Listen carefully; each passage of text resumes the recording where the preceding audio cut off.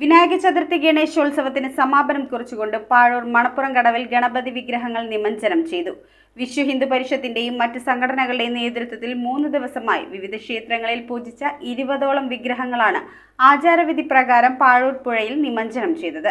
വിശ്വ ഹിന്ദു പരിഷത്ത് ചോറ്റാനിക്കര പ്രഖണ്ഡിന് കീഴിലാണ് വിവിധ ക്ഷേത്രങ്ങളിൽ ഗണപതി വിഗ്രഹം പ്രതിഷ്ഠിച്ച് 7-ന് പൂജ തുടങ്ങിയത്. ഇവിടങ്ങളിൽ പ്രത്യേക പൂജകൾക്കും ഉച്ചയ്ക്ക് പ്രസാദഊട്ടിനും ശേഷം വിഗ്രഹങ്ങൾ നിമജ്ജന ഘോഷയാത്രയായി മുളംതുരുത്തി പൂത്രിക്കോവിൽ ക്ഷേത്രത്തിലെത്തിച്ചു. അവിടെ നിന്നും എല്ലാ വിഗ്രഹങ്ങളുമായി നിമജ്ജന ഘോഷയാത്ര പുറപ്പെടുകയായിരുന്നു. പിറവം മേഖലയിലെ വിവിധ ക്ഷേത്രങ്ങളിൽ നിന്നുള്ള വിഗ്രഹ ഘോഷയാത്രകൾ പിറവം പിഷാരുകോവിലെത്തി. രണ്ടിടത്തെയും നിമജ്ജന ഘോഷയാത്രകൾ ഒന്നിച്ച് പിറവം ടൗൺ ചുറ്റി പാഴൂർ പെരുംത്രിക്കോവിൽ മഹാദേവ സന്നിധിയിൽ എത്തിച്ചേരുകയായിരുന്നു. ക്ഷേത്രസന്നിധിയിൽ പ്രതിഷ്ഠിച്ച വിഗ്രഹങ്ങൾക്ക് മുൻപിൽ പിറവം നാട്യകലാക്ഷേത്ര നൃത്താഞ്ജലി അർപ്പിച്ചു. മേൽശാന്തി മനോജ് നമ്പൂതിരി പ്രത്യേക പൂജകൾ നടത്തി ആരതി ഒഴിഞ്ഞു. ദീപാരാധനയ്ക്ക് ശേഷം വിഗ്രഹങ്ങൾ മണപ്പുറത്തേക്ക് എഴുന്നള്ളിച്ച് പൂജയിൽ നിമജ്ജനം ചെയ്യുകയായിരുന്നു. News bureau Piravom.